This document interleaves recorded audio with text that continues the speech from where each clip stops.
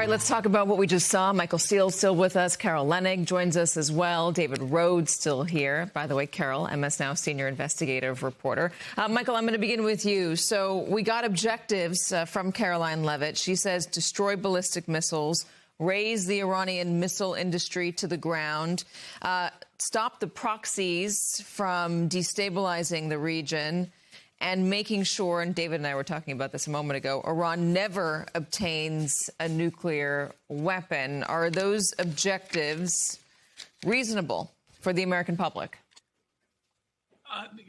I guess. I mean, it still doesn't answer the question, where's the imminent threat? All of those were objectives, have been objectives for every administration since we've been engaged with Iran. So, I think objectively you're looking at it and going, what was so pressing? What did the intelligence that we received that told the President of the United States that we had to take a full frontal assault on Iran? And was it Israeli intelligence? So what did the Israelis know that our intelligence didn't know? Was it our intelligence that we just, sort of grabbed the Israelis and tagged along? There is no explanation for that. They've been all over the map. Those objectives are not foreign ideas. But here's the rub. The president had an hour-long conversation yesterday with Putin. When asked about it today, the response from the spokeswoman we just heard is if Russia is helping Iran, that would not be a good thing. We're hoping that's not true. What do you mean if? This is their major player in the Middle East. This is their anchor of terrorism in the Middle East. What do you mean if Iran is not being helped by Russia? So I'd like to know, what was that conversation that Trump had for an hour where there's no readout, right? And then the Tomahawks, there are only 3 allies that have them plus us. So if a Tomahawk hits a school and kills 175 children, either we shot it or one of our allies shot it. That's the extent of the investigation. So, it's the gaming, the playing around, the semantics, and the general BS from Carol, from the spokeswoman here is just unfortunate. It doesn't advance the concern that addressing the concerns a lot of Americans have.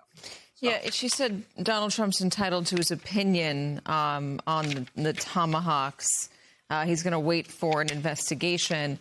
As I understand it, David, and I actually want to talk to you about Russia, but in terms of Tomahawks, we have it, I think the U.S. and is it France that also has I think it's European and Australia, countries. And they're not engaged in this. Correct. And so the question was, does Israel have this? Could it have been an Israeli strike? And the answer is no, they do not. They do not have Tomahawks. And it looks like other Tomahawks hit the surrounding buildings, the parts of this Iranian Revolutionary Guard base, and that's what makes it seem like a Tomahawk hit the school. What about this Russian angle on this? I was told by very good sources who have knowledge of intelligence matters that Russia has been sharing information with Iran that the Iranians can use to target American forces in the region. Is this intelligence that's only given to reporters, or does the administration have access to this intelligence? They were congressional officials. Because Caroline Leavitt said if. Yes. If. No, it's from my sources, it's very clear this is happening. They did say that the Russians aren't telling the Iranians how to use this stuff. That's just sort of a cute step to, keep their fingerprints off of it. It sounds like it's some maybe aerial satellite photos, something like that. And then the Iranians could use it then to target Americans. Okay. Carol, you have new reporting out of the FBI regarding the folks that are keeping us safe here at home. What is it? We decided, my colleague and I, Ken Delaney, and we needed to look a little deeper. Now that we're in this lovely war where maybe Putin is working against us, our interests, and others as well, we wanted to look at how the purges at the FBI and the Department of Justice have impacted national security investigations. And the two most important things, Katie, that I think we came away from this with were these blockbuster findings. One, 300 FBI agents whose specialty was their seasoned experience in national security have left the FBI since this administration began. And the second part is in the Department of Justice, the county counterespionage unit, this part of the National Security Division is now down to half its strength. This is the unit that sort of brought to heel and disrupted a lot of Iranian efforts on U.S. soil operatives who are working in murder-for-hire operations, surveilling Americans, surveilling Jewish community centers, recruiting U.S. prisoners to attack and kill both Americans and foreign dissidents. These two parts of our law enforcement are hurting, while we know that Iran is going to try to do what it did before. Can we tie that to anything that has happened recently? I mean, there was a mass shooting down in Texas.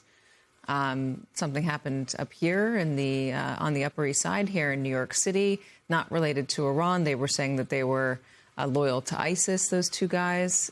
Can we tie any of these dismissals or these departures?